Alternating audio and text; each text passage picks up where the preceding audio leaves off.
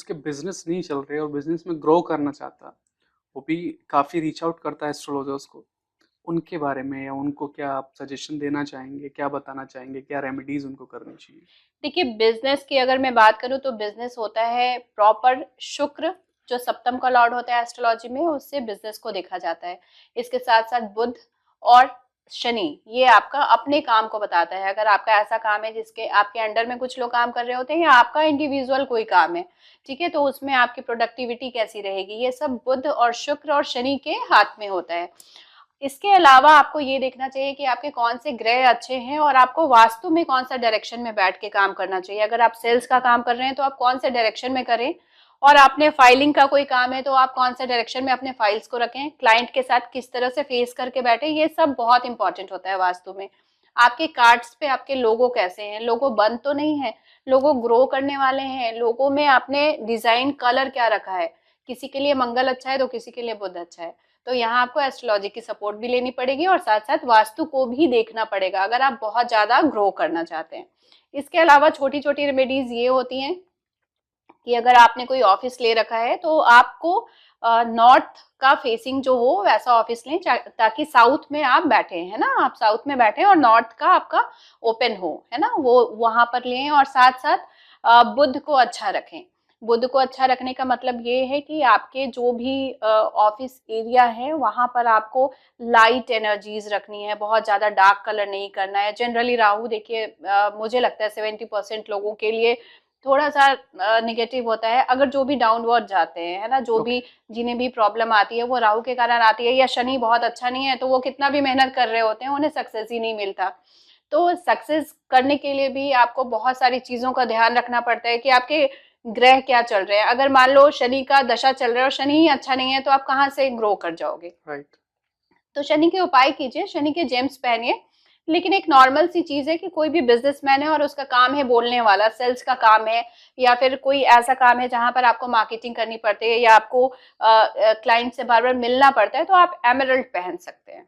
Okay. पन्ना, पन्ना। पन्ना का ring हर businessman के लिए अच्छा रिजल्ट आई थिंक देते जो हैं। सलमान खान पहनते हैं वो पन्ना ही है वो क्या? फिरोजा है। उनका ओके। काम जो है वो शुक्र का काम है, लोगों को आकर्षित करना। तो वो शुक्र का होता है फिरोजा। ब्लू कलर का जो। जी हाँ, फिरोजा और ब्लू पन्ना कलर किस का होता कलर? है, ग्रीन कलर का होता है। ओके। पन्ना ग्रीन कलर का होता है। जी। Okay, perfect. फिरोजा आप पहन सकते हैं जब भी आपको कोई ऐसे लगता है कि आप ऐसे इंडस्ट्री में है, जैसे आप लोगों का इंडस्ट्री है, या और भी ऐसे इंडस्ट्री में है जहां आपको लगता है कि नेम फेम कमाना है ना, लोगों को अट्रैक्ट करना है, तो फिरोजा शुक्र के लिए होता है, तो आप उसे। मैम एक फनी क्वेश्चन है, किसी ने पूछा कि अगर एस्ट्रोलॉजर्स इतने ही एक्यूरेट आंसर्स बताते हैं, इतनी ही एक्यूरेसी है उनके पास, तो स्टॉक में पैसा क्यों नहीं लगाते? देखिए, स्टॉक में पैसा एस्ट्रोलॉजर्स लगाते हैं, ऐसी बात नहीं है। लेकिन स्टॉक में अगर आप एस्ट्रोलॉजर के पास आएंगे तो वो आपको भी देखकर बताएंगे कि आपको पैसा लगाना है कि नहीं। ठीक है, एस्ट्रोलॉजर्स के जो स्टार्स होते हैं वो एस्ट्रोलॉजी के लिए हो सकते हैं अच्छे हैं, कोई और बिजनेस के लिए अच्छे हो सकते हैं, लेकिन जरूरी नहीं है कि वो स्टॉक के लिए भी अच्छे हों। तो अगर 100% चार्ट्स आते हैं तो उसमें 10 या 15% ही लोग होते हैं जिनको स्टॉक में पैसे लगाने चाहिए। हर कोई तो नहीं लगा सकता उसमें। तो ऐसा नहीं है कि हम कोई रेमेडी करके बोलें कि आप स्टॉक में पैसे लगा लो, ठीक है, तो वो नहीं हो सकता। स्टॉक मार्केट के लिए कुछ चीजें होती हैं पर्टिकुलर जो बहुत इंपॉर्टेंट होती हैं। जैसे आपका बृहस्पति का 11वें हाउस जो लाभ स्थान होता है वहां दृष्टि होनी चाहिए। राहु का अच्छा होना चाहिए। बुध का आपके फिर से लाभ स्थान पे दृष्टि होनी चाहिए। इसके अलावा आपका मंगल अच्छा होना चाहिए कि कल के डेट में कभी ऊपर नीचे भी हुआ तो आप स्ट्रांग हैं, आपको राइट। मतलब हार्ट अटैक नहीं आ जाए। तो बहुत सारे योग होते हैं जिन्हें देखना होता है।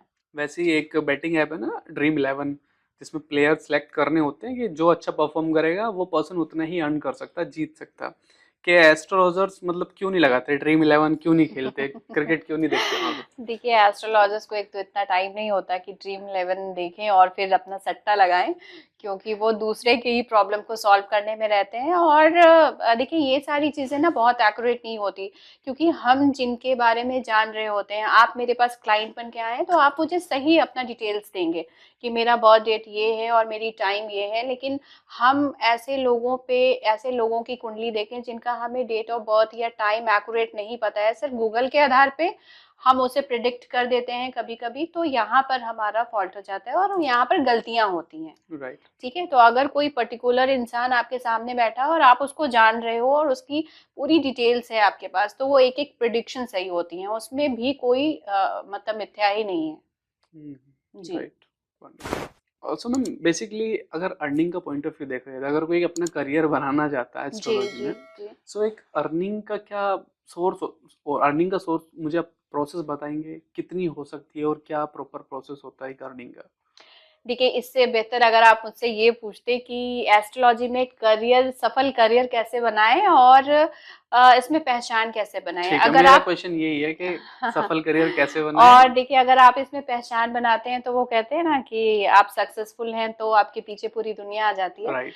तो यही है, अगर आपको नॉलेज है एस्ट्रोलॉजी का तो आप कुछ भी फीस रख सकते हैं अपना, है ना, और लोग अच्छा से देते हैं, प्रेम से देते हैं, और वहां पर आप किसी का भला भी कर रहे होते हैं। लेकिन अगर आप थोड़ा सा कोई ऐसा क्रैश कोर्स, आजकल मार्केट में बहुत चल गया है कि आप 3 महीने का कोर्स करो और उसके बाद आप एस्ट्रोलॉजर बन जाओ। वाह। ठीक है, तो आप सोचो वो 3 महीने में आप ग्रहों और नक्षत्रों को तो याद ही नहीं कर पाते, आप एस्ट्रोलॉजी करने लगते हो और सामने किसका फ्यूचर खराब अच्छा, हो रहा है। मार्केट में क्रैश कोर्स भी जी है? हाँ, बिल्कुल क्रैश कोर्सेज हैं, आप देखेंगे जब भी ऑनलाइन, आजकल फेसबुक और इंस्टाग्राम में देखेंगे 24 आवर्स में एस्ट्रोलॉजर बन जाओ, न्यूमरोलॉजिस्ट बन जाओ।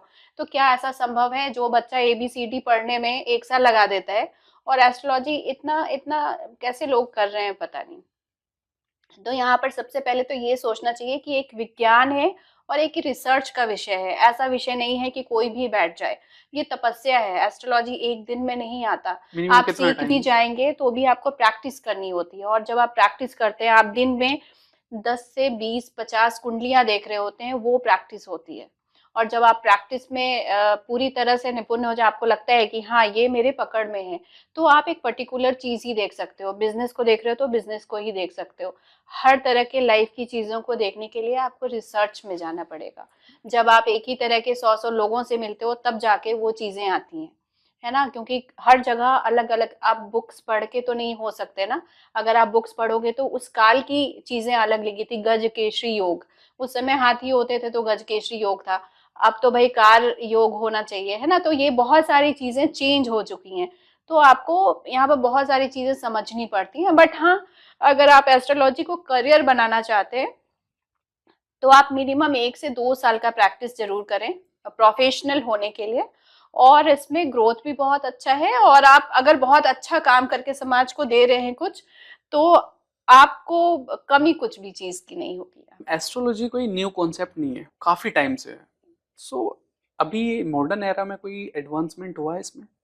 देखिए, एस्ट्रोलॉजी वेद के समय की है ना। अगर मैं कहूँ तो लिखा हुआ है कि वेदों की चक्षु ही एस्ट्रोलॉजी है। ज्योतिष को वेद की चक्षु यानी कि नेत्र माना गया है ना। तो ज्योतिष, जहाँ पर ज्योति है, जहाँ पर हमें प्रकाश दिखता है, वो ईश्वर ज्योतिष है ना। तो ज्योतिष आज का विज्ञान नहीं है, बहुत प्राचीन विज्ञान है। अगर मैं बात करूं आज के तथ्यों की, तो आज तो ज्योतिष का 10% भी नहीं है।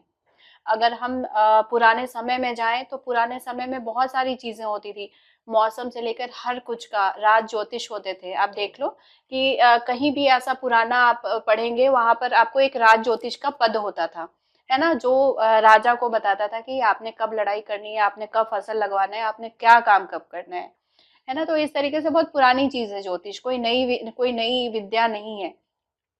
आज जहां तक है तो आज अब इसमें, क्योंकि हमारे पास बहुत सारे संसाधन नहीं बचे हैं, है ना, कुछ जो थे वो वेस्टर्न कंट्रीज चले गए, यहाँ पर उनके जो लोग हैं वो विश्वास नहीं करते हैं, अंधविश्वास मानते हैं, पढ़ाई नहीं चल रही। आप देखो कोई भी यूनिवर्सिटी में अभी तक एस्ट्रोलॉजी का सब्जेक्ट नहीं स्टार्ट हुआ है, जबकि इसकी मांग हम कितने सालों से कर रहे हैं।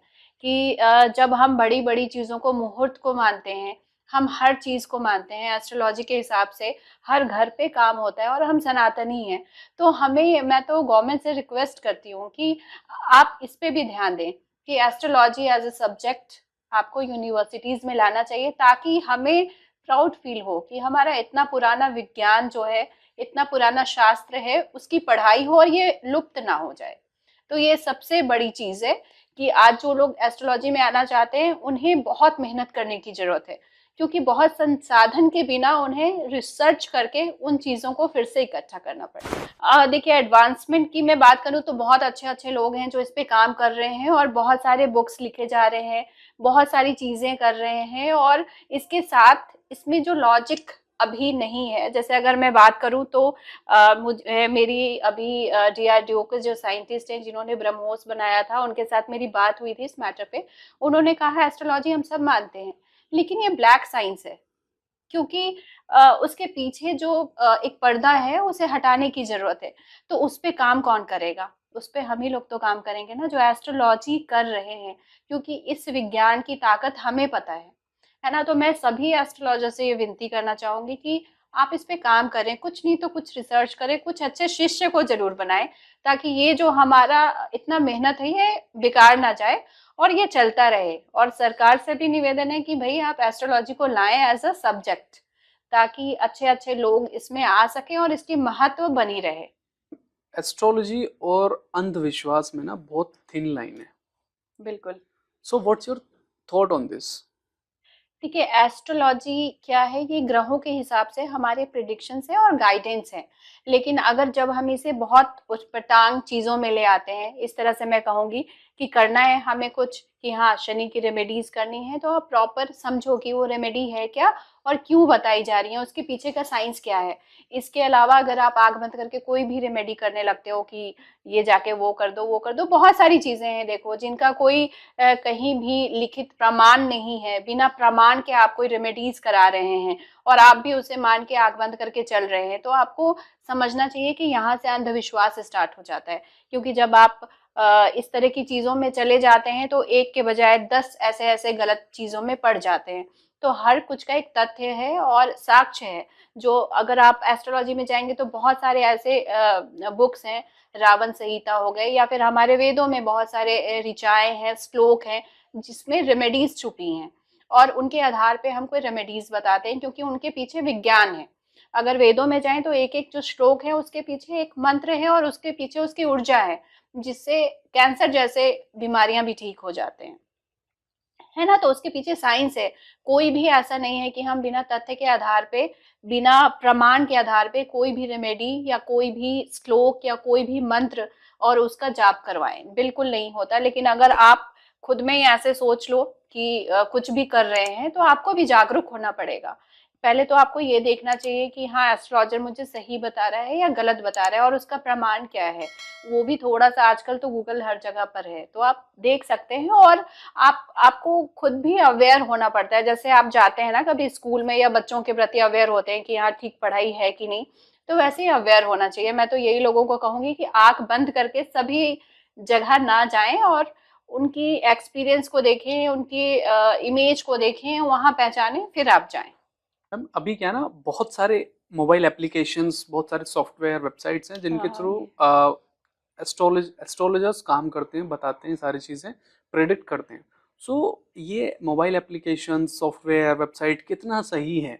रियल पर्सन से डायरेक्ट मिलना एस्ट्रोलॉजर से और एक सॉफ्टवेयर से डायरेक्ट प्रिडिक्शन लेना कितना सही है?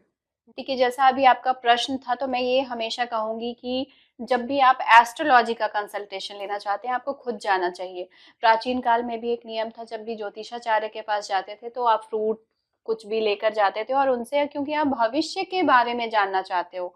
यहाँ कोई मजाक तो चल नहीं रही है कि आप 2 रुपए डाले और एक एस्ट्रोलॉजर से बात कर लिए। अगर आप कोई भी ऐप में जाओगे, तो मुझे कहना तो नहीं चाहिए, लेकिन अभी ये ट्रेंड चल गया है, जो नहीं भी जानता है वो भी वहां पर प्रिडिक्शन कर रहा है। और ऐसे कितने एस्ट्रोलॉजर्स जो उसमें हैं, वो हमारे पास आते भी हैं कि मुझे एस्ट्रोलॉजी सीखनी है, क्योंकि अब तो मैंने कंसल्टिंग करना स्टार्ट कर दिया है, पर रेमेडीज नहीं आती मुझे। तो ऐसी भी बहुत सारी चीज़ें हैं। तो मैं ये कहूँगी कि ऐप वगैरह से थोड़ा सावधान रहें और बहुत ज़्यादा विश्वास ना करें, और अगर आप सही में कोई मुसीबत में हैं तो एस्ट्रोलॉजर के पास जाएं और उनसे सलाह लें। सो मैम, जो लोग इंटरेस्टेड हैं एस्ट्रोलॉजी में और जानना चाहते हैं, अपने बारे में कुछ जानना चाहते हैं और आपसे कनेक्ट करना चाहते हैं, तो कैसे कनेक्ट कर सकते हैं आपसे? प्लीज़ कुछ बताएंगे? हाँ, देखिए, अगर कनेक्ट करना चाहते हैं कोई भी, तो मेरे नंबर डिस्क्रिप्शन बॉक्स में है, आप मुझे डायरेक्ट कॉल कर सकते हैं। वेबसाइट है, वहाँ से जाके आप बुकिंग कर सकते हैं। दिल्ली में 3-4 ब्रांचेज़ हैं, चंडीगढ़ में भी ब्रांचेज़ हैं, आप चाहें तो एड्रेस लेके आप मिल सकते हैं।